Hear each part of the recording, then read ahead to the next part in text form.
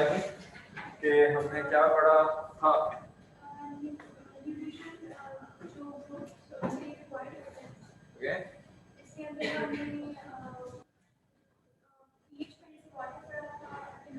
pH, this is not a nutritional requirement. Water is also not a nutritional requirement. So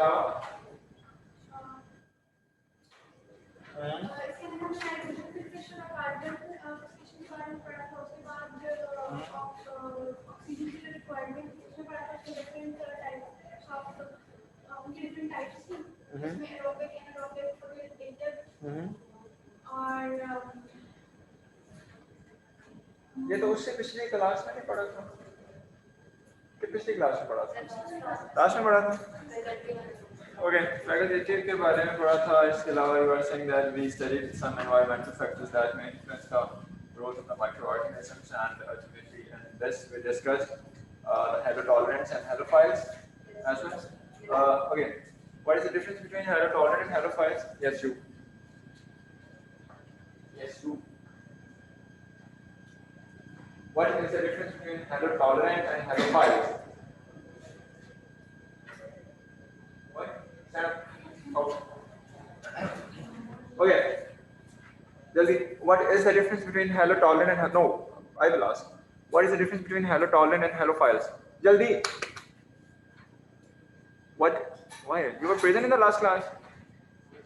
If you were present, you are supposed to tell me. Otherwise, you will join him, please.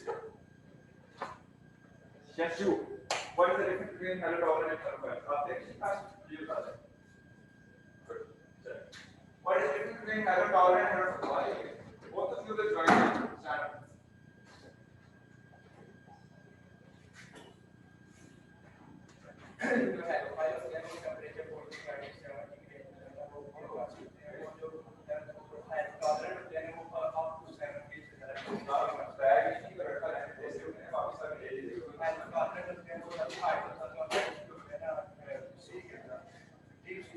Are you sure? Halotolerant and halophiles के लिए difference है? नहीं, ऐसा नहीं करना, ऐसा नहीं करना। मैंने बताया था कि मैं पूछूंगा, इसको ना आया मैं बुरा पेश आऊंगा। This is not the situation. सिर्फ मैंने ही लेक्चर तैयार करके आगे पढ़ाना होता है। Okay, yes, what is the difference between halotolerant and halophiles? Please sit down and this is not the excuse. अगली दफा ये एक्सक्यूज नहीं होगा। तो लास्ट क्लास में आया था, नहीं आता, recording is available on the web and notes chapter that is available on the web. So you have to be prepared accordingly. Yes, what is the difference between halotolerant and halophiles?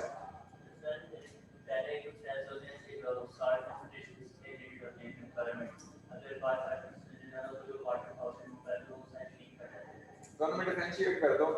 halotolerant bacteria में और halophile bacteria में differentiate कर दें मुझे जरा please.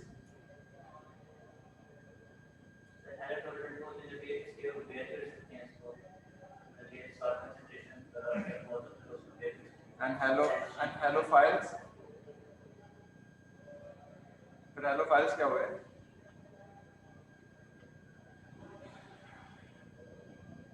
Okay, एक question आपसे और करता हूँ इसी को। Have we discussed the nutritional growth factors? This one. पढ़ा था हमने last class में? Or we just need to start it? I think we have discussed this slide. Heterotrophs and autotrophs. We have discussed, and even we have discussed this one. What is the function of the? Okay, what is the function of the sulfur in a microorganism? Why sulfur is required? Name the two amino acids that contain sulfur. I told you. No.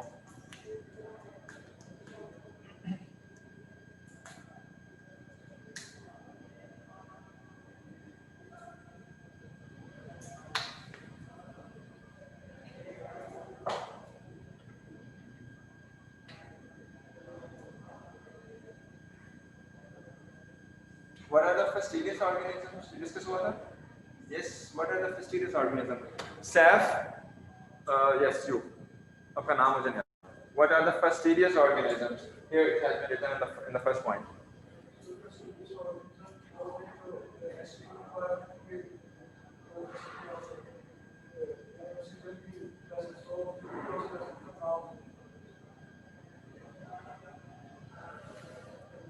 both of you will join all of them, please. बल्कि काम करें, उठें और उन सबको भी वापस लेके आए। ये बाहर आप मौजें करेंगे, मैं यहाँ पे बिठा के फिर से पढ़ाऊंगा ये चीज़।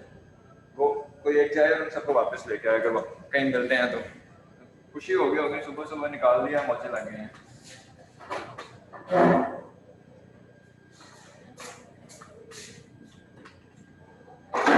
Okay, so we are going to continue this topic, and in the previous slide, in the previous session, we discussed some points that were related to some nutritional factors and they influence the growth of the microorganisms. Sure, please. Take a minute.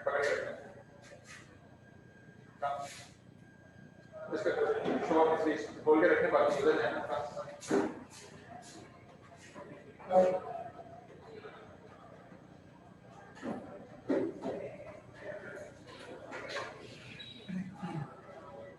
Okay everyone, आप लोग जो online हैं या जो on campus हैं, I have some conditions. मैं पढ़ा के अचानक से सुना करता हूँ, जिसका ना है मैं उसको निकाल देता हूँ क्लास से, but I think you guys are new with me, so I don't want to be so cruel. एक बात, दूसरी बात ये है कि अगर क्विज में कोई चीटिंग करता हुआ पकड़ा गया तो I will turn out the quiz, मैं वहीं पे फाड़ दूंगा। आई will not consider the quiz at any case.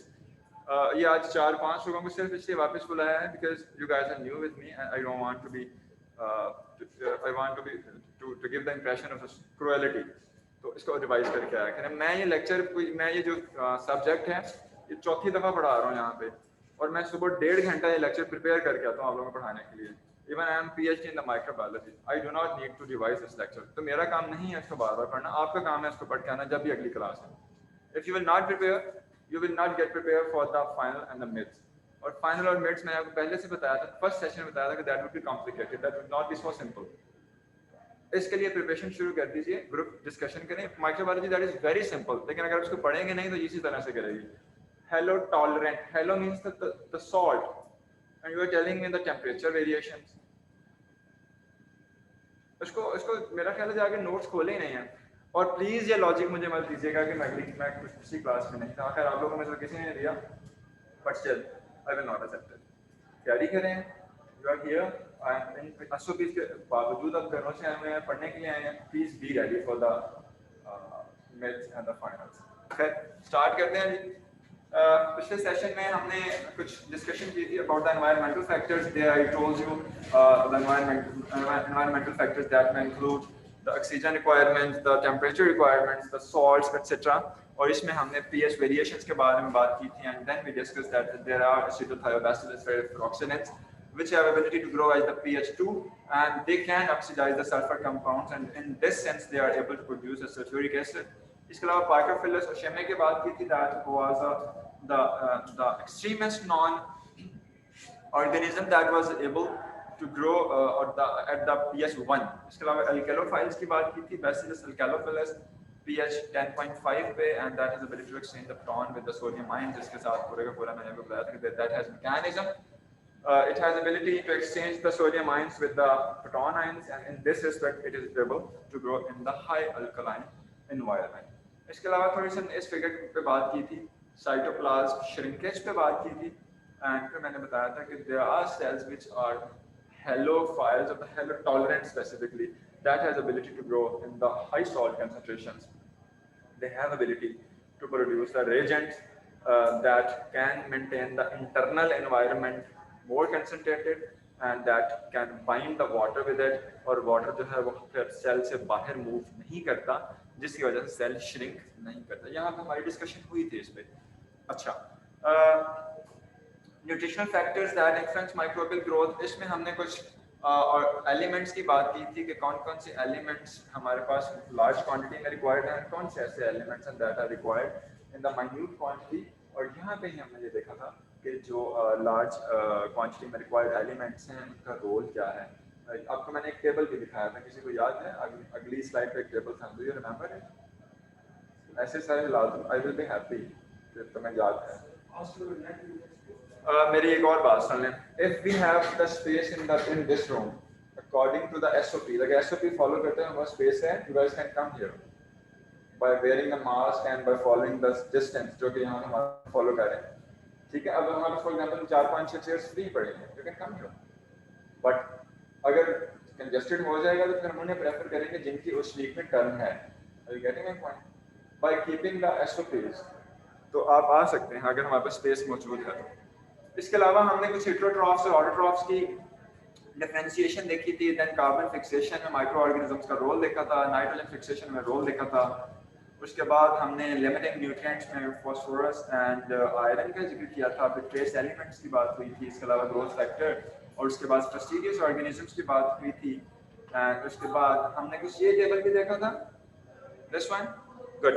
इसके अंदर हमने photoautotrophs, photoheterotrophs, chemoautotrophs and chemoorganotrophs का वेरिएशन देखा था, और उसके accordingly we discuss that this could be differentiated on the basis of organic carbon and inorganic carbon, as well as on the basis of energy source that could be sunlight or the chemical energy. फिर हमने कुछ example discuss की थी कि photo autotrophs जो हैं वो रोटोबैक्टर्स हो सकते हैं या पर्पल नॉन सल्फर बैक्टीरिया हो सकते हैं। फिर हमने कीमो ऑर्गेनोट्रॉफ्स के कुछ एग्जांपल्स देखे थे, that could be the Pseudomonas as the Bacillus fastidius, as well as chemolithoautotrophs जो थे, इसके बारे में हमने बात की थी कि they grow in the deep ocean springs और ट्रेंचेस की एक एग्जांपल मैंने दी, शायद मैंने यहाँ पे ड्रॉ भी किया था कि what do I mean with the trench, और फिर कीमो ऑटोट्रॉफ्स की बात की थी। इसके अलावा हमने देखा था कि photoautotrophs they are the cyanobacteria and they termed as the primary producers. Yes, then we discussed this blood agar and chocolate agar. Good. And this table, this was also discussed, I think. Good. So selective media and differential media, ये हो गया था, जिसमें मेकानिकी की example थी और blood eager की example थी हमारे पास, और मैंने स्टेप्टोकोकस पायोजेंस और स्टेप्टोकोकस का डिफरेंस हमने देखा था कि अल्फा हेमोलिसिस और बीटा हेमोलिसिस हुआ करती है, और फिर ये डायरेक्ट देखी थी एमएच जिसके अंदर अल्फा हेमोलिसिस और बीटा हेमोलिसिस का डिफरेंशिएशन हमारे पास, और उस डिफरेंशिएशन की बेस पर we were able to identify that. इसके बाद ये एक मेकानिकी एगर की डायग्राम थी, इमेज थी, जिसके अंदर हमने देखा था कि by changing the pH of the medium, और पीएच चेंज कैसे हुई थी? By production of lactic acid, और लैक्टिक एसिड कैसे प्रोड्यूस होता है? By fermentation of the lactose, और लैक्टोज कहाँ पे था? मीडियम के अंदर मौजूद था। और मैंने इसकी मेकानिकी एगर की रेसिपी भी लिखी थी यहाँ पे बोर्ड पे, जिसके अंदर मैंने lactose, bile salts, peptone, crystal violet, pH indicator etcetera मैंने मेंशन किए थे। फिर माइक्रो एरोफिलिक एनवायरनमेंट मेंटेन करने का तरीका हमने वो फ्लेम वाला देखा था, एरोबिक चैम्बर की, एनारोबिक चैम्बर की सारी बात की थी हमने। फिर हमने इसके अलावा हमने कैप्नोफाइल्स की बात की थी कि capnophiles are the organism that has ability to grow with the increased carbon dioxide concentration and with decreased oxygen, we discussed it. और फिर मैंने आपको ये बताया, देन वी डिस्कस्ड दैट कि इस तरह के एनारोबिक चैम्बर के साथ इनर्ट गैस अटैच हुआ करती है, जो कि एटमॉस्फेरिक कंडीशंस को खत्म करती है और एनारोबिक कंडीशंस क्रिएट करती है। So today we are going to start with the enrichment cultures and enrichment cultures. अच्छा, मुझे कोई आप इसे बताएगा कि what do you mean by enrichment? एक मिनट, बारी सैफ कहता है कि जिसमें न्यूट्रिएंट्स ज्यादा हों। यस यू, न्यूट्रिएंट ज्यादा, यस यू। एनरिचमेंट क्या हो सकता है? What do you think? कोई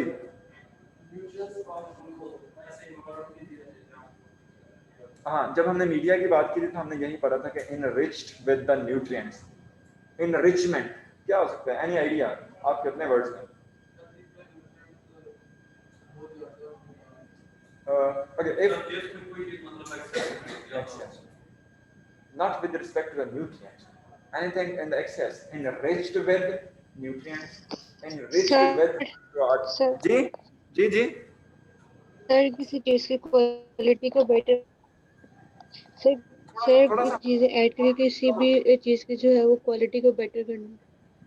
थोड़ा सा ऊंचा बोलना, आवाज नहीं आ रही। सर किसी चीज की क्वालिटी को बेटर करना। मैंने स्पीकर सीधे तो किए हैं। सर किसी चीज की क्वालिटी को एनहांस करना। नहीं बोलना चाहते। एनीवेज, देखें, इसको स्टार्ट करने से पहले I will give you an example.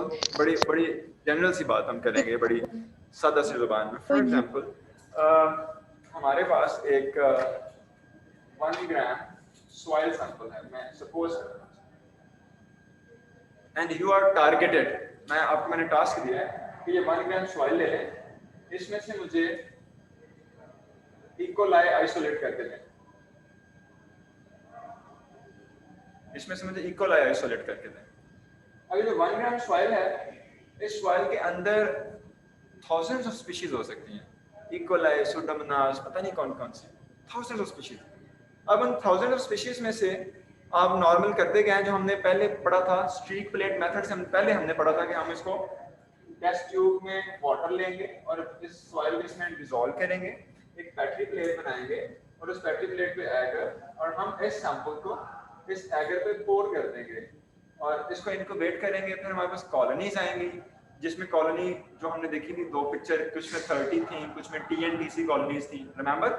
तो कॉलोनीज आएंगी, उसमें से जो कॉलोनीज इकोलाई से सिमिलर हैं हम उनको पिक करेंगे, फिर आगे उसकी स्टिकिंग करेंगे, फिर आगे बायोकेमिकल टेस्ट करेंगे, उसकी बेस पे हम आइडेंटिफाई करेंगे कि इसमें इकोलाई आ गया था हम, तो आप मुझे कहेंगे कि दिस वन इज इकोलाई। एक चीज ये नॉर्मल है, माइट पॉसिबल इस सैंपल के अंदर इकोलाई मौजूद है पर इतना कम है, उसकी इतने कम सेल्स हैं कि यहाँ पे उसकी ग्रोथ ही नहीं आती। यहाँ पे जो बाकी सेल्स दूसरी स्पीशीज हैं वो इतनी अबंडेंट हैं कि जब आप बैटरी प्लेट पे सैंपल को पोर करते हैं तो उनकी ग्रोथ बहुत ज्यादा आती है। इकोलाई की ग्रोथ जो है वो मैस्ड हो जाती है, वो हमें नजर ही नहीं आती। इसलिए फिर हम इस पोरिंग से पहले इस टेस्ट ट्यूब में कोई ऐसा रेजेंट ऐड करेंगे जो कि बाकी सारी स्पीशीज की ग्रोथ को रिड्यूस कर दे और इकोलाई के नंबर को इनहैंस कर दे। Okay, this would be called enrichment of E coli या enrichment of your desired organism in this sample. Clear? अब अगर इकोलाई की मैं एग्जांपल दे रहा हूं तो हमने पिछले सेशन में पढ़ा था कि when we want to grow the E. coli, we would be adding the bile salts in the medium, because in the presence of bile salts only enteric bacteria can grow and the other bacteria would not be grown here. ऐसी बात हुई थी। तो अगर हम इसके अंदर डाल दें bile salt, this bile salt will enable the E. coli to enhance its number and बाकी जितने भी स्पीशीज हैं उनकी ग्रोथ को इनहिबिट करेगा, स्ट्रेस करेगा। जब हम यहाँ पे इसको ग्रो करेंगे, एक तरीका। या दूसरा तरीका ये है कि मीडिया बनाएं और इस मीडिया के अंदर डाल दें बाइल सॉल्ट। अब भी यहाँ पे ग्रोथ जो है वो इकोलाई की फेवरेबल कंडीशन आपने क्रिएट कर दी। बाकी जो अनडिजायर्ड ऑर्गेनिज्म है, they would be reduced. It means that now you are enriching the E. coli. This would be called culture enrichment. और ये हम उस टाइम करते हैं whenever the required number of bacteria is reduced in our sample. Sample के अंदर अगर required bacteria का नंबर कम है, उसको एनहांस करने के लिए हम कल्चर एनरिचमेंट टेक्निक्स का इस्तेमाल करते हैं। और कल्चर एनरिचमेंट टेक्निक्स जो हैं उसके अकॉर्डिंगली उसमें हमारे पास सिर्फ मोटो क्या है, प्रिंसिपल क्या है, we need to enhance the required number of the bacteria that we want to isolate. Okay साहब? तो मैं सहरिश ने मुझे मैसेज किया है कि मैं रिपीट कर दूं। सिर्फ मेरा ये बताने का मकसद ये था कि enrichment culture technique is the technique in which we enhance the growth और the number of micro organism that are desirable to us. और मिसाल मैंने दी है इसमें इकोलाई की। If we want to isolate the E coli और इकोलाई सैंपल में कम है तो हम सैंपल के अंदर ऐसे रिएजेंट्स ऐड करेंगे that would favour the growth of the E coli and that would inhibit the growth of the other undesired microorganism, and this would generally referred as the enrichment culture। और ये बहुत सादा से अल्फाज में हमने इसकी बात की है, ठीक है? And सर enrichment culture और selective media दोनों सेम है? you are right, selective media actually ये बिल्कुल selective media actually selection कर रहा है। और यहाँ पे मैंने एक बात की थी कि if we add some reagents into the sample before plating it, तो selective media जो है वो सेकंड स्टेप होगा इसका। एक स्टेप तो ये है कि जब सैंपल प्रिपेयर किया है उसके अंदर आपने कुछ ऐसा रिएजेंट डाल दिया जिसने बाकी स्पीशीज की ग्रोथ को इनहिबिट कर दिया, किल कर दिया चले। और फिर सेकंड स्टेप में आपने मीडिया ऐसा बनाया कि जिसके अंदर भी बायल सॉल्ट है तो वो मजीद इसको इंश्योर करेगा। Yes you are right, this is also selection, this is enrichment. आप बाकियों को रिड्यूस करके इसको एनरिच कर रहे हैं। ओके अच्छा, मैंने सिर्फ इक्वलाइज एग्जांपल दिया इसके उसमें, there may be certain other reagents that will be added. ठीक है, यहाँ पे एग्जांपल्स कुछ दी हुई हैं जी सेलेक्टिव एजेंट्स के लिए। जैसे मैंने ये पिछले एग्जांपल में सेलेक्टिव एजेंट्स के बारे में बात की है कि सेलेक्टिव एजेंट्स के तौर पर हमारे पास बायल सॉल्ट्स ऐड हो सकता है। इसी तरह there are certain other bacteria for them the selective agent can be the atmospheric nitrogen. This one बड़ी सिंपल सी एग्जांपल है कि इसके लिए अगर हम मीडिया बनाएं, अगर फॉर एग्जांपल आपने एक मीडिया बनाया है दिस वन, और इस मीडिया के अंदर you know that micro organisms require carbon, nitrogen, oxygen, other elements to grow. तो अगर हम इस मीडिया के अंदर नाइट्रोजन ऐड ना करें, अब हमारा यहाँ पे टारगेट क्या है? Isolation of nitrogen fixing bacteria. हम नाइट्रोजन फिक्सिंग बैक्टीरिया को आइसोलेट करना चाहते हैं। मीडियम हमने ऐसा बनाया जिसके अंदर नाइट्रोजन नहीं है। तो अब इस मीडियम के अंदर कौन से बैक्टीरिया ग्रो कर सकेंगे? which have ability to fix the nitrogen। जो फिक्स नहीं कर सकता वो ग्रो ही नहीं कर सकेगा, क्योंकि प्रिपेयर्ड ऑफ नाइट्रोजन हमने ऐड ही नहीं की। अब खुद से वो फिक्स कर नहीं सकता, वो ग्रो यहाँ पे नहीं कर सकता। तो इस मीडिया के अंदर सिर्फ वही बैक्टीरिया ग्रो कर सकेगा that is ability to fix the nitrogen. So this strategy can be used to isolate the nitrogen fixing bacteria. This is another strategy. एक हमने इक्वलाइजर पढ़ी है, दूसरी ये पढ़ी है। तीसरी कार्बन फिनोल। कुछ हमारे पास कार्बन सोर्सेज ऐसे हैं which are very much unique, जैसे ग्लूकोज है, this is a common.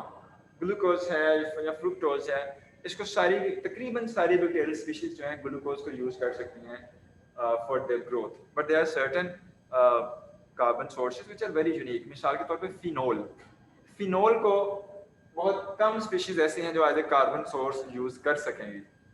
For example, if you want to isolate a bacteria, मैं यहाँ पे लिख देता हूँ species A, इसको हम isolate करना चाहते हैं, and that has ability to use the phenol। तो हम क्या करेंगे? मीडिया प्रिपेयर करेंगे, उसके अंदर और कोई कार्बन सोर्स ऐड नहीं करेंगे, फिनोल ऐड कर देंगे। अब फिनोल की मौजूदगी में फिनोल को बाकी स्पीशीज तो यूज नहीं कर सकती, इसकी वो ग्रो नहीं करेंगी। फिनोल को सिर्फ ये स्पीशीज ए यूज कर सकती है, it will grow, and this would be the enrichment of species A। तीन स्ट्रेटजीज पढ़ ली हमने, बायल salts, carbon source and nitrogen fixation. ठीक है, इसके बाद culture is incubated under specific conditions. इसके अलावा अगला स्टेप हम ये कर सकते हैं कि हम कल्चर को स्पेसिफिक कंडीशन पे इनक्यूबेट कर दें। मिसाल के तौर पे हमारे पास एक सैंपल है, उस सैंपल के अंदर 2, 3, 4 किस्म के बैक्टीरिया हैं। कुछ ऐसे हैं जो कि हाइपरथर्मोफाइल्स हैं, कुछ ऐसे हैं जो कि मीजोफाइल्स हैं, कुछ ऐसे हैं जो कि साइक्रोट्रॉफ्स हैं। हमने आइसोलेट कौन से करने हैं? हाइपरथर्मोफाइल्स। तो हम उस टेस्ट ट्यूब या उस प्लेट को हाई टेम्परेचर पे इनक्यूबेट कर देंगे। अब उस हाई टेम्परेचर पे सिर्फ हाइपरथर्मोफाइल्स की ग्रोथ आएगी, बाकी सबकी ग्रोथ इनहिबिट हो जाएगी। This is another strategy for the culture enrichment. Okay, इसी तरह से ऑक्सीजन रिक्वायरमेंट या पीएच रिक्वायरमेंट मीडिया के अंदर चेंज करके we can inhibit the undesired growth of the bacteria and we can enhance the desired growth of the bacteria। Got it? This would be termed as enrichment culture। समझ आई बात की? फिर बताऊं bile acid को। देखें, पिछले session में हमने डिस्कस किया था कि बाइल एसिड जो है that is produced by the gall bladder. Are you sure? Excuse me, sir. Yes, liver से गॉल ब्लैडर और बाइल डक्ट के थ्रू ये आके मिलता है पैंक्रियास के स्टमक के बाद ड्यूडिनम में, जहाँ से स्मॉल इंटेस्टाइन स्टार्ट हो रही है।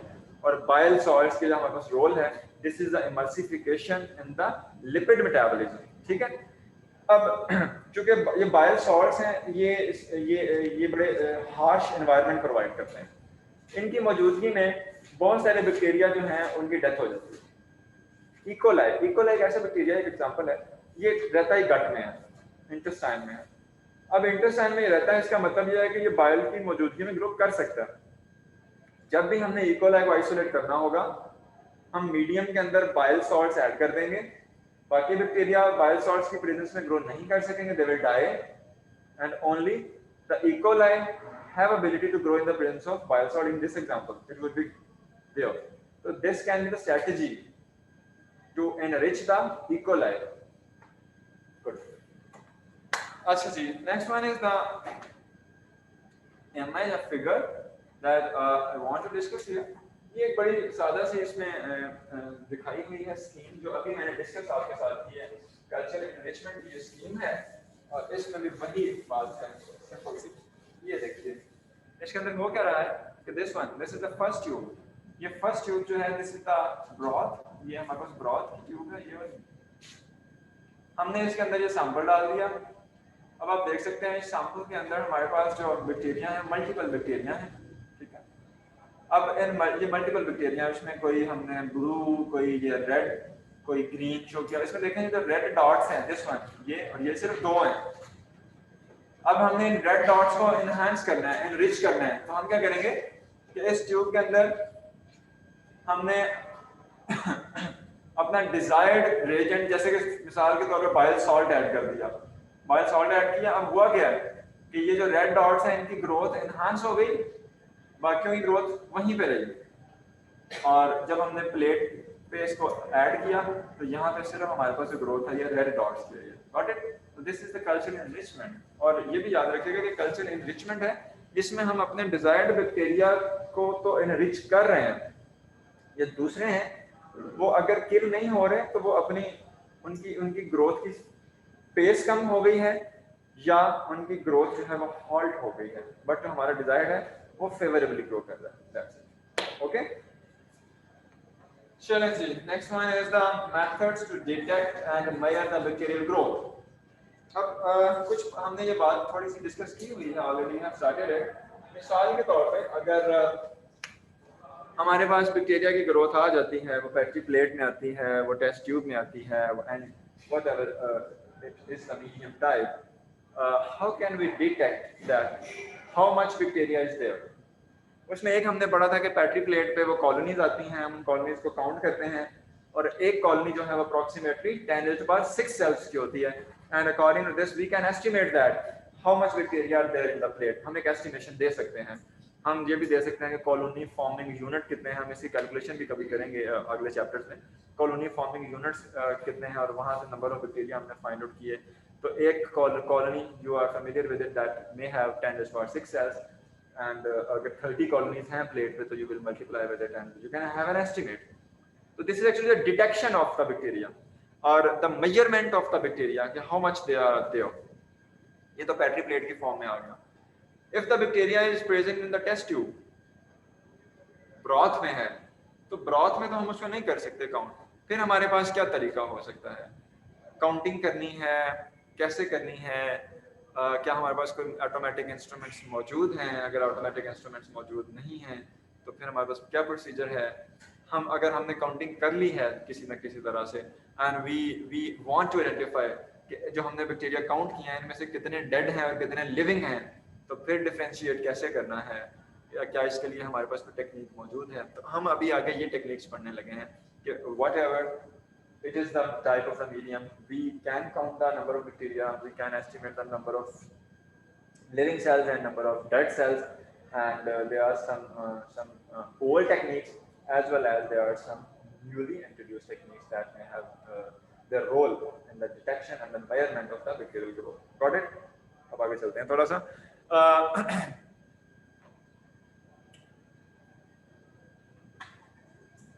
सबसे पहले हमारे पास जो आता है this one is the direct cell count.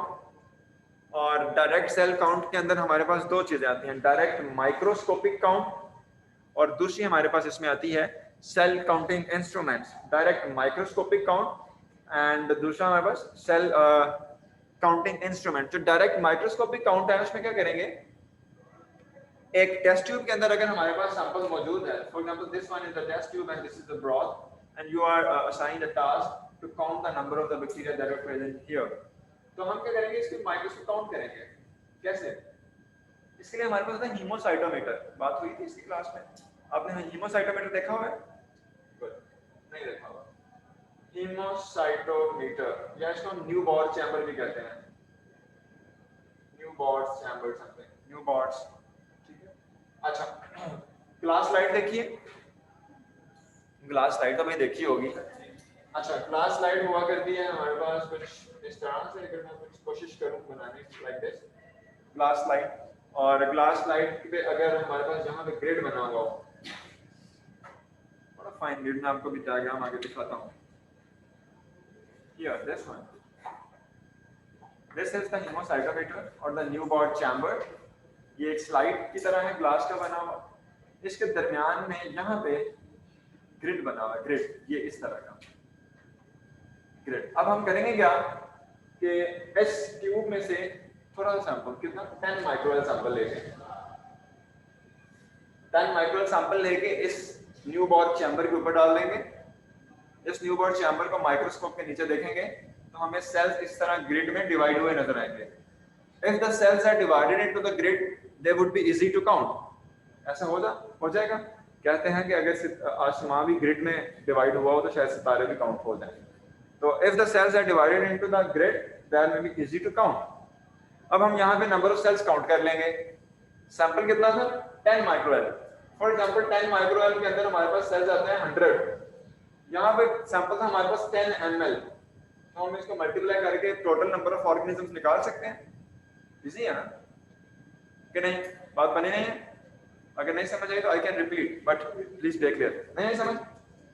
अच्छा मैं रिपीट करता हूँ, देखें सिंपल है। यहाँ पे बोर्ड पे सिर्फ फोकस कीजिएगा। ये एक टेस्ट ट्यूब थी, इसके अंदर मैंने आपसे कहा कि 10 ml ब्रॉथ है, इसके अंदर ग्रोथ भी है। मुझे ये बताएं कि इसके अंदर नंबर ऑफ माइक्रो ऑर्गेनिजम्स कितने हैं।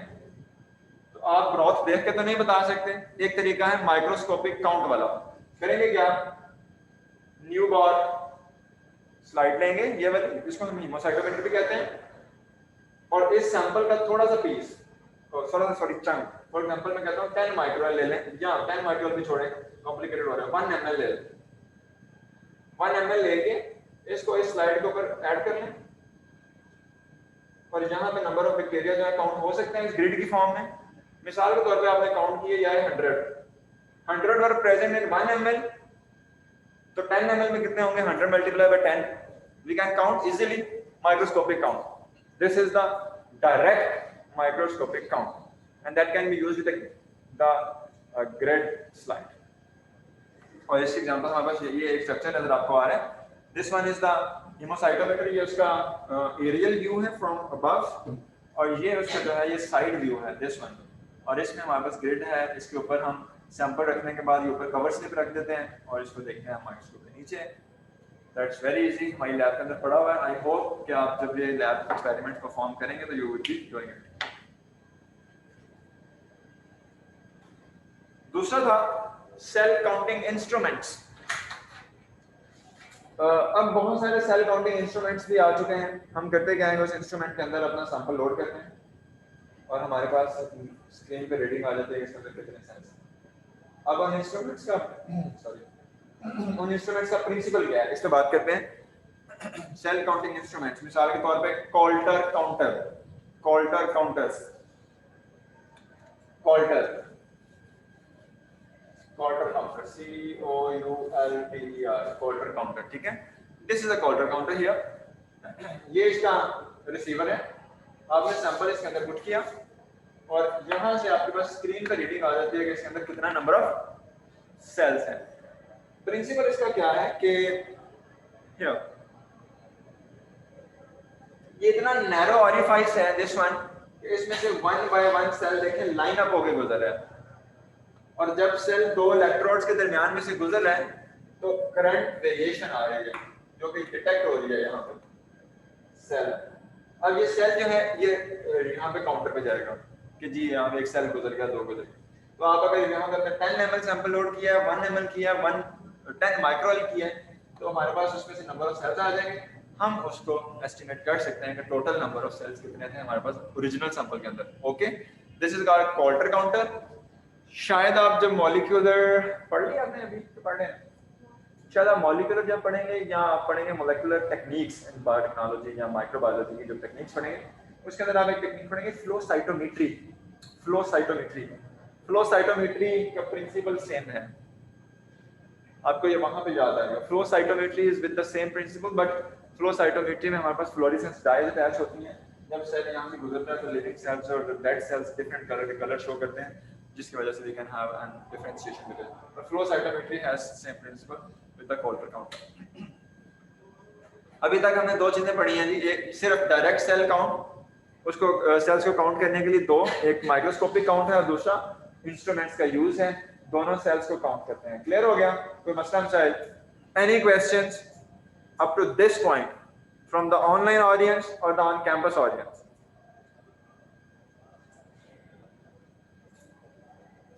Sir, excuse me sir.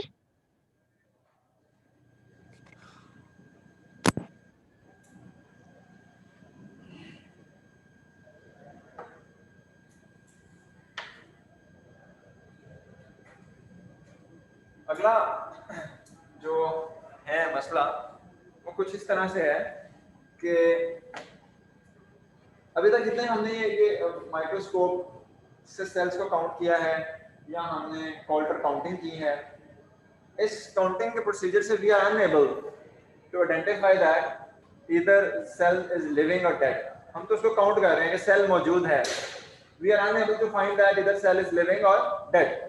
So if we want to differentiate between the living and the dead cells and we want to count independently or separately the living and dead cells, फिर उसके लिए हमारे पास क्या strategy हो सकती है?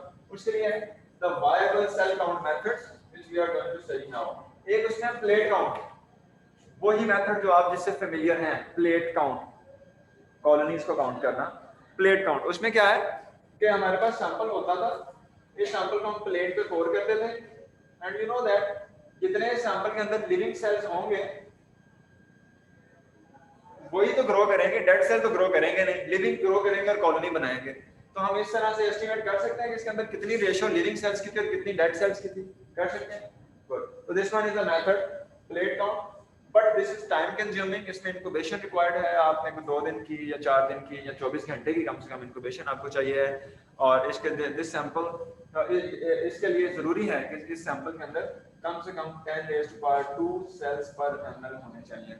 अगर इससे कम सेल होंगे तो फिर ये रिलायबल हमारे पास नहीं होगा मेथड, ठीक है। This is the limitation for it. अगला है मेम्ब्रेन फिल्ट्रेशन। आपने फिल्ट्रेशन असेंबली देखी है कभी? फिल्ट्रेशन असेंबली, फिल्ट्रेशन असेंबली भाई मैं सादा अल्फाज यूज करता हूँ। Have you used the funnel and the filter paper to filter the water and anything? This is a filtration assembly भाई। जो भी चीज filtration में आपकी हेल्प कर रही है, either this is a funnel or either this is a systematic assembly that will be counted as a filtration assembly। तो होगा क्या, फिर से इसको जरा डिस्कस करते हैं। देखें, आपके पास वाटर सैंपल आया and the task is that you have to count the number of bacteria that are present in that water। उसका तरीका ये हो सकता है कि आप एक फनल लें, फनल के अंदर अपना वही फिल्टर पेपर लगाएं और वो वाटर जो है वो फिल्टर कर लें। ये ख्याल रखना है कि फिल्टर पेपर का साइज इतना बारीक हो कि जो बैक्टीरिया हैं they can not pass through, pass ना कर सके। ओके, अब क्या होगा कि जो नीचे फिल्ट्रेट गया है that would be pure from the bacteria and all the bacteria they would be entrapped into the filter paper। अब हम क्या करेंगे कि उस फिल्टर पेपर का एक पीस लेंगे, उसको लेके पेट्री प्लेट के ऊपर, पेट्री प्लेट जिसके अंदर मीडिया है, ये वाली पेट्री प्लेट, इसके अंदर suppose we have a media, तो हम फिल्टर पेपर का पीस इसके ऊपर पुट कर देंगे, यहाँ वैसे रख देंगे, थोड़ा सा प्रेस कर देंगे। नीचे मीडिया है, इस फिल्टर पेपर के ऊपर बैक्टीरिया है, 24 घंटे की इंक्यूबेशन दे देंगे। आफ्टर 24 आवर्स इस फिल्टर पेपर के ऊपर ग्रोथ आ जाएगी इस तरह से, इस तरह से, दिस वन, ठीक है। इसके ऊपर ग्रोथ आ जाएगी। और अब जो इस पर्पस के लिए फिल्टर पेपर इस्तेमाल होते हैं ये भी ग्रेडेड होते हैं, इनके ऊपर ग्रेड होता है और हम यहाँ पे कॉलोनीज को काउंट कर सकते हैं easily. This would be the method to count the viable cells with the membrane filtration process. और ये फिल्टर पेपर जो है ये मेम्ब्रेन से, नाइट्रोसेलुलोज मेम्ब्रेन से बना हुआ होता है। इसका पोर साइज 0.45 माइक्रोन मीटर होता है, जिसमें से बैक्टीरिया पास थ्रू नहीं कर सकते, सारे के सारे फिल्टर पेपर पे ट्रैप हो जाएंगे। हम फोर्सेप के साथ इसको पकड़ेंगे, उठा के पेट्री प्लेट के ऊपर लगा के पेट्री प्लेट को बंद करेंगे, इंक्यूबेट कर देंगे। After the incubation we can observe the number of the colonies here। We can report that this sample may contain high dose of bacteria and whatever it is. ये तरीका food industries के अंदर या जो water filtration plants हैं जैसे कि Nestle के या किसी और कमर्शियल कंपनी के जो आते हैं, वहाँ पे वाटर की बाकायदा यही टेस्टिंग फंगल सेल्स के लिए और बैक्टीरियल सेल्स के लिए होती है, और उसके बाद अगर अप्रूवल आता है तो फिर वो पानी के सैंपल जो है अप्रूव होकर तो सेंड किया जाता है, रैंडम सैंपलिंग होती है, ठीक है। तो this one is the membrane filtration, this could be used to count the viable cells. अगला है इसके अंदर MPN, this is the most probable number. Most probable number अभी मैं स्किप कर रहा हूँ, इसकी डिटेल थोड़ी सी एक अलग से किसी लेक्चर में इसको शायद अगले में डिस्कस करेंगे। MPN इसका थोड़ा सा फार्मूला है, ज़्यादा ट्रिकी है समझाने के लिए, और in that case we will be discussing it, ठीक है। So next one that is the turbidity. This is actually now अब जो चीजें हमारे पास आ रही हैं, this is the measurement of the organism, and you can say that in some other way, turbidity। ये turbidity क्या होगी? What is turbidity with respect to English point of view? Turbidity, turbid, vivid, hazy, जी ऊंची बोलना थोड़ा सा। Yep, you can say it. This is the cloudiness, turbidity। देखिए इसको अगर बताऊं, आप लैब में मीडिया बनाते हैं, ब्रॉथ बनाते हैं टेस्ट ट्यूब में, बनाया कभी? बनाया आपने कभी? क्यों? You're in the fourth semester or third? You're in the third semester, media नहीं बनाया आपने खुद से, क्यों? फर्स्ट सेमेस्टर में। चलें इस सेमेस्टर के मिड्स के बाद फिर से पूछूंगा कि बनाया कि नहीं बनाया, तो बनाया होना चाहिए क्योंकि माइक्रोबायोलॉजी की क्लास ले रहे हैं आप लोग। मीडिया ब्रॉथ देखा तो है टेस्ट ट्यूब में, जिस दिन पहले दिन बनाते हैं that is a bit transparent, वो मतलब क्लियर होता है, इवन ब्राउनिश कलर है उसका लेकिन वो क्लियर होता है, यू कैन सी थ्रू, ठीक है। लेकिन जब उसके अंदर हम इनोकुलम दे देते हैं, इनोकुलम देने के बाद 24 आवर्स के लिए 37 डिग्री सेंटीग्रेड पे इनक्यूबेट कर देते हैं, और 24 आवर्स के बाद उस ट्यूब को निकालते हैं तो वो क्लाउडी हुई होती है, hazy. This is called turbid and turbidity, turbid. तो अब जितनी बैक्टीरिया अब आप उसको 24 आवर्स के बाद ना निकालें, उसको मजीद 24 आवर्स के लिए, उसको मजीद 10 आवर्स के लिए इनक्यूबेट कर दें। जब 10 आवर्स के बाद निकालेंगे तो अब कितने आवर्स हो गए? 34 आवर्स हो गए टोटल। अब उसको थोड़ा सा टैप करेंगे, हिलाएंगे तो वो ज्यादा क्लाउडी होगी as compare to the tube that was at 24 hours. इसका मतलब है कि जितनी माइक्रो ऑर्गेनिजम्स की ग्रोथ इंक्रीज करती जा रही है, उतनी टर्बिडिटी या क्लाउडीनेस इंक्रीज होती जा रही है। So by measuring the turbidity can we estimate the number of micro organisms? Yes we can do, we can measure the turbidity. And turbidity हम नेकेड आई से तो मेजर नहीं कर सकेंगे, नेकेड आई से तो हो सकता है मैं कहूँगा दोनों में डिफरेंस है, आप में से कोई कहेगा नहीं है difference. So we need a proper protocol to measure the turbidity, a proper instrument to measure the turbidity, and the instrument that is used to measure the turbidity, that is called spectrophotometer. Have you performed any experiment on spectrophotometer? We have that instrument in our lab. Spectrophotometer, OD, cuvettes. Good. I'm proud of you. बिल्कुल मत कीजिएगा अगले 3 semester में इसको lab में। Biochemistry मान तो बढ़ी है आपने, तो लैब तो हुई नहीं पिछली दफा फिर भी।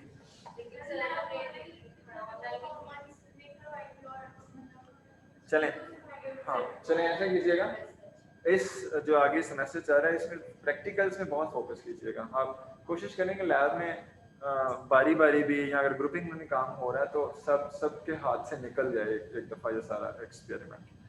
तो मुझे टाइम बता दीजिए कि 5 मिनट लगने हैं एक्सप्लेन करने में। Okay we have time. Turbidity, yes, we have an instrument that is named as spectrophotometer, and we can use the spectrophotometer to measure the turbidity, and turbidity जो है इसको measure करने के लिए we can, सर ऑनलाइन से कुछ student आपसे question करने के लिए बोलते हैं, बट आई थिंक सर आपको यस शहर मुझे आवाज़ नहीं आ रही किसी भी स्टूडेंट की अनफॉर्चुनेटली, तो मैंने इसीलिए बीच में टाइम दिया भी है कि अगर किसी को क्वेश्चन है तो मेरे से पूछ ले। तो जी अगर क्वेश्चन है तो पूछें, then I will continue the next topic. मुझे आवाज़ नहीं आ रही, unfortunately there is a problem with the speaker I think.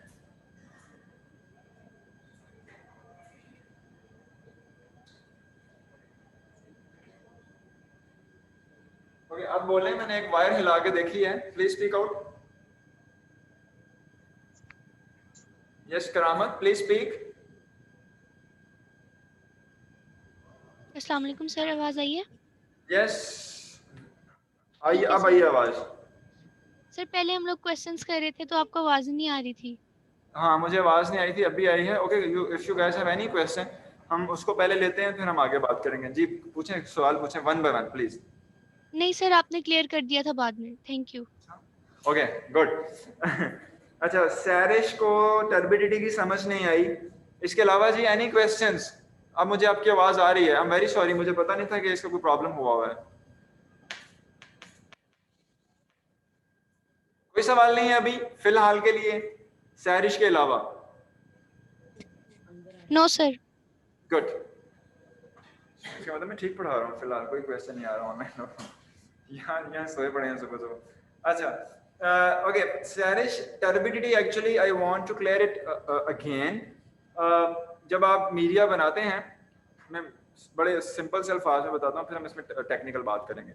जब आप लैब में मीडिया बनाते हैं, for example broth, and you prepare the broth and this is the crystal clear, even it is brownish, a bit brownish, लेकिन उसमें से सी through है, उसमें से देखा जा सकता है, इतना क्लियर होता है। Whenever we give the inoculum into the broth, और हम इनोकुलम देने के बाद उसको इनक्यूबेट करते हैं। इनक्यूबेट करने के बाद जब हम उसको देखते हैं तो वो क्लियर नहीं रहता, वो हेजी नजर आता है, क्लाउडी नजर आता है। इसको हम कहते हैं this is the turbid. Now turbid, तो इट मींस दैट कि माइक्रो ऑर्गेनिजम्स की ग्रोथ आ गई है, and due to the growth now this medium has been converted into, इसमें एक क्लाउडी हो गया। अच्छा, अब जितनी ग्रोथ की क्वांटिटी ज्यादा होती जाएगी, उतनी क्लाउडीनेस इंक्रीज होती जाएगी। इसका क्या मतलब हुआ कि बाय मेजरिंग द क्लाउडीनेस और the turbidity, by measuring the turbidity we can estimate the number of micro organisms. तो ये हमने बात की थी, और मैंने बताया कि टर्बिडिटी को मेजर करने के लिए we have a specific instrument, उसका नाम है स्पेक्ट्रोफोटोमीटर। यहाँ पे लिख देता हूँ, स्पेक्ट्रोफोटोमीटर। और स्पेक्ट्रोफोटोमीटर जो है वो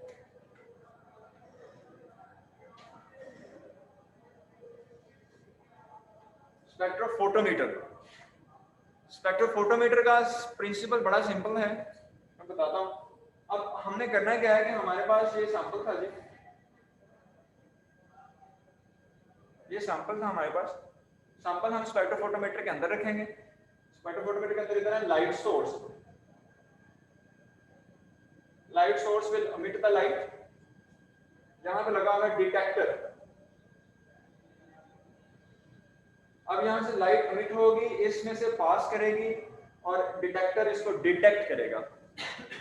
मिसाल के तौर पे यहां से लाइट के 100 यूनिट्स emit हो रहे हैं, डिटेक्टर पे डिटेक्ट हो रहे हैं कोई 70 यूनिट्स, बाकी 30 यूनिट्स किधर गए? They are being absorbed by the sample. ठीक हो गया? They are being absorbed. तो इस सैंपल की हमारे पास एब्जॉर्बेंस कितनी आई? 30 यूनिट्स। एक मिसाल दे रहा हूं, 30 यूनिट्स। अब अगर इसी को मैं रिपीट करूं, इसके अंदर नंबर ऑफ बैक्टीरिया बढ़ा दूं, नंबर ऑफ बैक्टीरिया बढ़ा दिए, now this is more congested.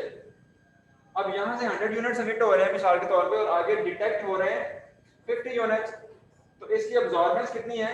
50 units. Actually, this absorbance is directly related with the number of bacteria that are present into the sample. So, by measuring the absorbance, we are estimating the turbidity. Turbidity को हम आंखों से तो measure नहीं कर सकते, लेकिन हम उसको absorbance measure करेंगे तो हमें पता चल जाएगा। तो we are measuring the absorbance, and this is actually the measurement of density. ये जो density है इसके अंदर, so that's why this would be termed as optical density, या हम इसको कहेंगे OD। ओके, तो ये टर्म बहुत कॉमन इस्तेमाल होती है कि इसकी इस टेस्ट ट्यूब में जो सैंपल है इसकी OD कितनी है, इसकी OD मेजर कर लें। तो OD मेजर करने का ये तरीका है, उसका ये प्रिंसिपल है। We will use the light source. जी बच्चे, सर ये जो आपने 100 यूनिट लिए, थोड़ा सा ऊंची बोलें। आपने 100 यूनिट लिए, ये क्या है? 100 जो लाइट सोर्स के नीचे 100 यूनिट मैंने नहीं लिए, मैंने दिया है कि यहाँ पे लाइट सोर्स जो है ये लाइट emit कर रहा है ना, जी तो उसके मैंने एग्जांपल दिया, फॉर एग्जांपल लाइट एमिट जो हो रही है वो 100 यूनिट्स हो रही है, तो इसमें से बहुत सारी लाइट यहाँ पे मौजूद ऑर्गेनिज्म या जो पार्टिकल्स हैं दे विल अब्सॉर्ब, और बाकी जो लाइट बचेगी जो पास थ्रू कर जाएगी वो डिटेक्टर पे डिटेक्ट हो जाएगी। तो हम इस रेशियो से फाइंड आउट कर सकते हैं कि कितनी लाइट अब्सॉर्ब हुई है। Actually we are estimating the absorbance या ऑप्टिकल डेंसिटी को हम फाइंड आउट कर रहे हैं। तो ऑप्टिकल डेंसिटी याद रखिएगा 1 से ज्यादा नहीं हुआ करती, 1.0 is the maximum optical density.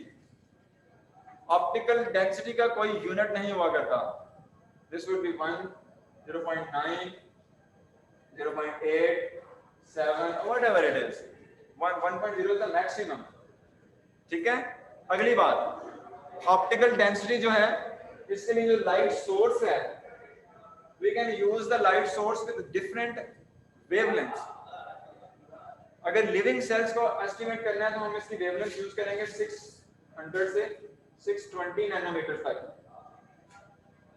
अगर हम यूज कर रहे हैं बैक्टीरिया और आरएनए की रेशो फाइंड करना चाह रहे हैं कंटामिनेशन ऑफ प्रोटीन की, तो हम यूज करते हैं 240 टू 280 नैनोमीटर अवेलेबल, और ये यूवी रेंज में आती है, ठीक है, और ये विजिबल रेंज में आती है।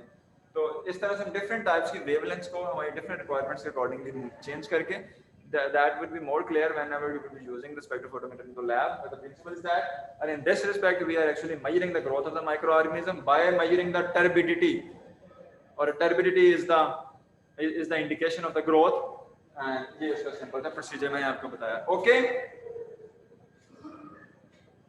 any questions? आरएनए और डीएनए में प्रोटीन कंटामिनेशन फाइंड आउट करने के लिए जब हम मॉलिक्यूलर बायोलॉजी के एक्सपेरिमेंट्स करेंगे, डीएनए एक्सेप्ट करेंगे, तो उसमें प्रोटीन कंटामिनेशन को फाइंड करने के लिए 260 बाय 280 ये इस ओडी की रेशियो लेके उसके अकॉर्डिंगली आप देखेंगे कि प्रोटीन कंटामिनेशन कितनी है, ये तब फार्मूला डिस्कस हो जाएगा। ठीक है, okay, no questions, so coming next I think बस कर दें। किसने कहा भाई डोंट टाइम? देखें जी, टाइम होने वाला है, मैं बार बार टाइम देख भी रहा हूँ, बट क्लास में टीचर को ये बताना कि टाइम हो गया है, होने वाला है, अटेंडेंस ले लें, ये 3-4 बातें बैड मैनर्स में आती हैं। तो आप अपनी प्रैक्टिस चेंज करें, अब आप बड़े होते जा रहे हैं तो हमें ऐसी प्रैक्टिस नहीं करनी। इट्स फाइन, आपको टाइम पे छोड़ दूंगा, 10:45 पे छोड़ दूंगा, डोंट वरी। अच्छा, एक सिर्फ मुझे और पढ़ा लेने दें, टोटल वेट, बस ये लास्ट वन, टोटल वेट। हम ये भी तो कर सकते हैं ना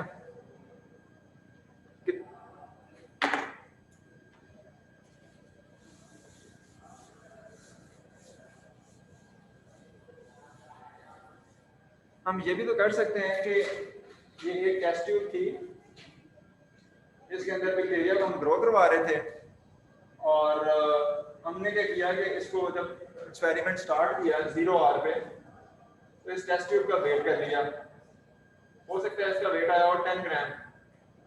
फिर इसके अंदर बैक्टीरिया को ग्रो करवाया 24 आवर्स तक, और 24 आवर्स के बाद इसका फिर वेट कर लिया, हो सकता है अब इसका वेट आया और 10.3 ग्राम।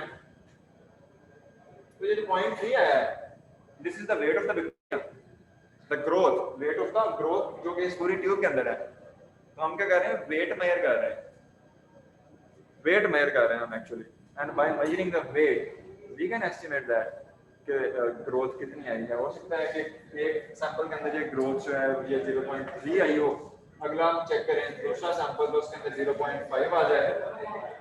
We can estimate the growth by measuring the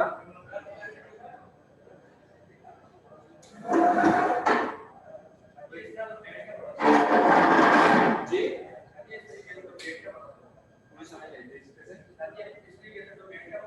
हाँ, तो वेट देखें, ये खाली टेस्ट ट्यूब जो थी उस टाइम पे उसका वेट 10 ग्राम था। जब इसके अंदर बैक्टीरिया हमने 24 आवर्स के बाद इसको ग्रो कराया तो हो सकता है वेट आ गया हो 10.3, मैंने यहाँ 10.3 लिखा है, तो इसका मतलब कि वेट बढ़ गया, कितना बढ़ा, 0.3 ग्राम। तो अब ये किसका है, ग्रोथ का, जो ग्रोथ आई है 24 घंटों में उसका वेट है। तो हम एक मिनट आइएगा, हम एक्चुअली मेजर कर रहे हैं ग्रोथ ऑफ द बैक्टीरिया कि कितनी आई है। तो हम इससे बता सकते हैं कि 24 घंटों के बाद जो ग्रोथ है वो 0.3 ग्राम आई है। यस, और यू आर राइट, लेकिन मेटाबोलाइट्स से तो बने हैं कंपैरेटिवली, तो हम जो मेटाबॉलिज्म के रिजल्ट में न्यूट्रिएंट्स कंज्यूम हुए हैं उसको वेट लॉस में कंसीडर नहीं कर रहे। इसका एक और तरीका बताता हूँ। हम नॉर्मली करते क्या हैं, खाली टेस्ट ट्यूब ली, उसका उसमें कुछ नहीं है, कोई मीडिया नहीं है, कुछ नहीं, खाली टेस्ट ट्यूब का वेट किया फॉर एग्जांपल 10 ग्राम, फिर उसके अंदर मीडिया डाल दिया, उसको 24 घंटों के लिए ग्रो किया, उसके बाद सेंट्रीफ्यूगेशन करके वो मीडिया रिमूव कर दिया। अब सेंट्रीफ्यूगेशन के रिजल्ट में यहाँ पे पैलेट बन गई होगी ना सेल्स की, और बाकी ट्यूब खाली है, फिर इसका वेट किया, तो अब तो मसला खत्म हो गया। तो total weight, this could be the total weight. Total weight को दो कैटेगरीज में डिवाइड किया जा सकता है। एक मिनट ठहरिए, टोटल वेट को, यस प्लीज पूछें, मैं करूंगा। टोटल वेट को दो कैटेगरीज में डिवाइड किया जा सकता है, fresh weight and dry wait.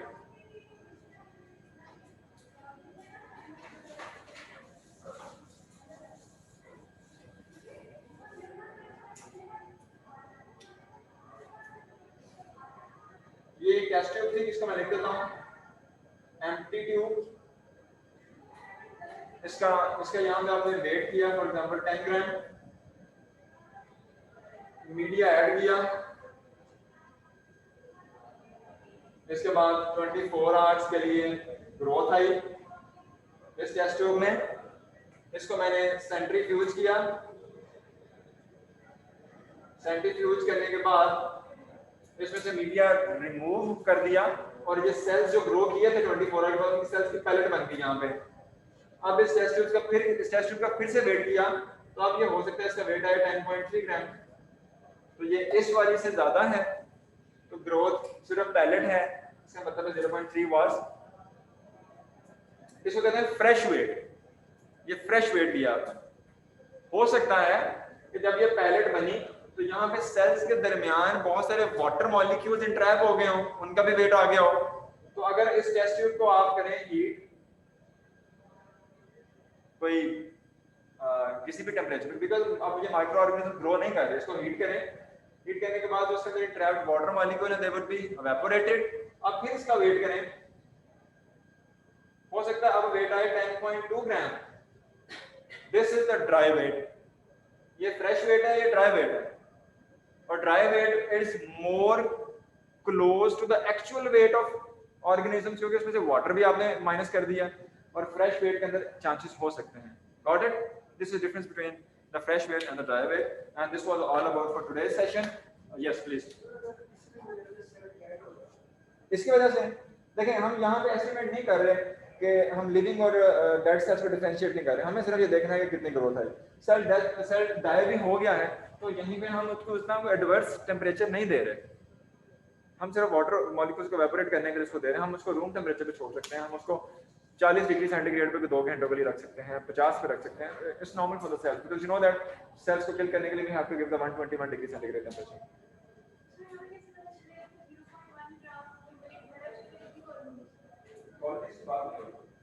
सिर्फ वेट एस्टिमेशन, आपका ग्रोथ एस्टिमेशन करते हैं, ग्रोथ आई है तो कितनी है। कॉलोनीज वाली बात किसी गुजर की प्लेट में।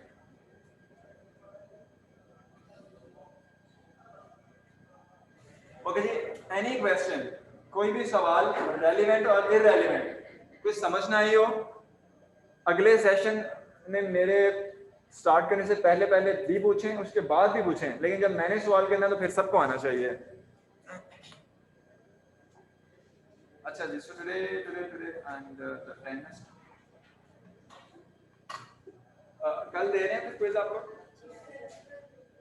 क्विज थोड़ा सा आसान सा नहीं होगा, नहीं होगा,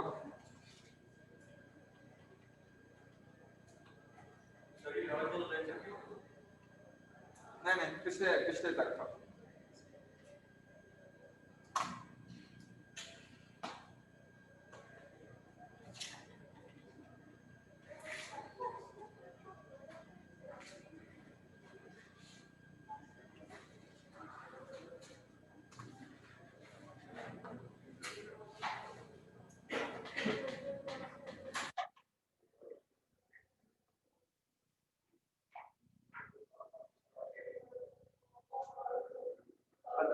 दीपा वाली क्लास है।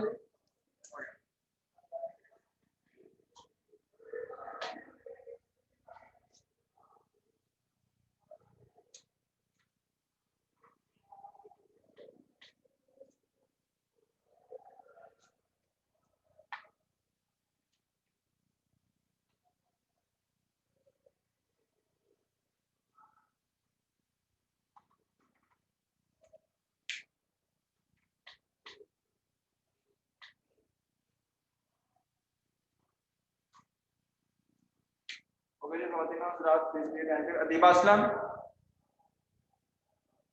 Present sir.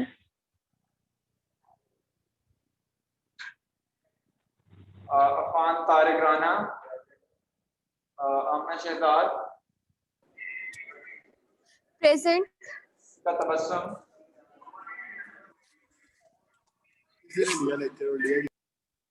नीला खान, अक्सर Rukhsana, present sir.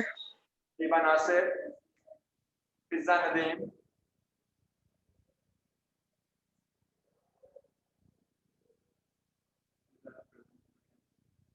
Ghulam Rabbani. Rabbani was supposed to come on campus today. Ikra Shahbaz. Present sir. Ikra, this is the odd week. Sir मैं भूल गई थी। Sorry, आवाज नहीं आई। सर मैं भूल गई थी। बोल। चलें, अगली दफा नहीं बोलेंगे आप। इकरा Suhail.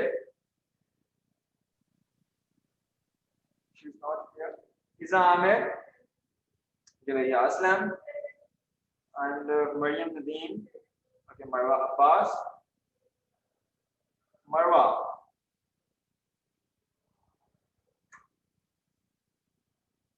Marwa is not here. Nahdeen. She's not here. Mohammed Bilal. Bilal. Haris Abbas Khan. Haris. And Muhammad Aman Ali. Good. Muhammad Uzair. Present, sir. Munazza Shafiq. Good. Imran Nadeem. Imra. Present, sir. Khalid.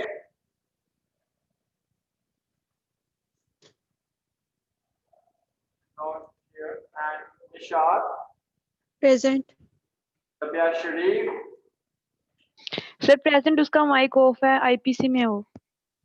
Okay. Rahima Rana. Present sir. Rana Nabil. Fida Akhar. Sahad Sajid. Present sir. Okay, बच्चों। Saifullah Malik. Sahrish. Present sir. Congress Arooj Afshan. Sayyid Karamat Hussain Shah. Present, sir. Usman. Wanya Mansoor. Present Zainab. Present sir. Zakirullah. Present, sir. And Zirwa Rahab. Present sir. Zakirullah, you were supposed to come on campus. This is the odd week, and Zainab, you are also. I forgot. Usman किधर है? सो मैं भूल गया हूँ. I don't want to set any wrong precedent. जो आए बैठे हैं बेचारे, ये तो सुबह भूल के आए. Okay, Kavatina, we'll see you in the next session.